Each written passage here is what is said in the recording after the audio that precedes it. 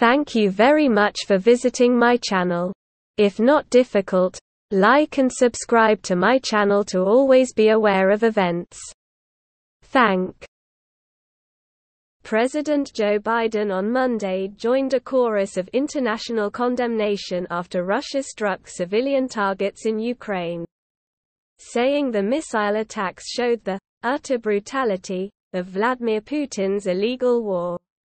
At least 11 people died as missiles rained down on 10 cities, including the capital Kyiv.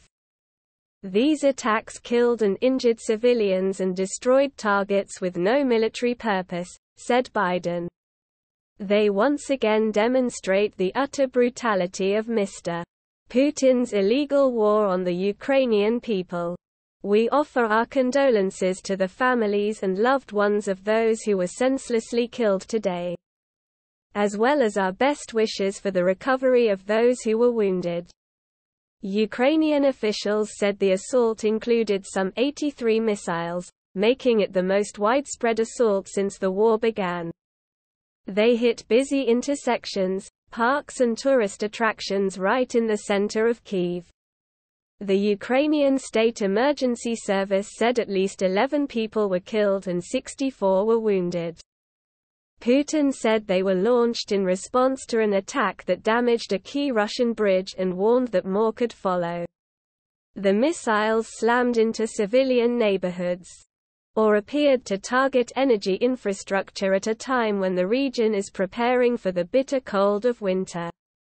They come as Russian forces have been pushed back by Ukrainian resistance, triggering fears that Putin could even use nuclear weapons in an effort to shore up his troops as well as his own hold on power in Moscow.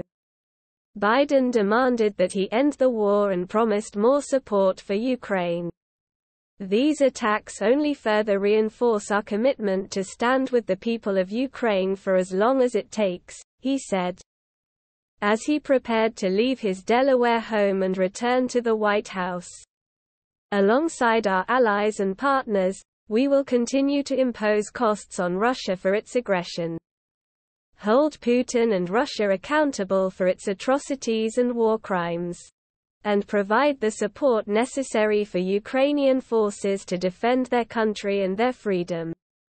The U.S. has provided more than $16.8 billion of security assistance since Russia invaded Ukraine on February 24. Biden's words echoed a wave of international criticism.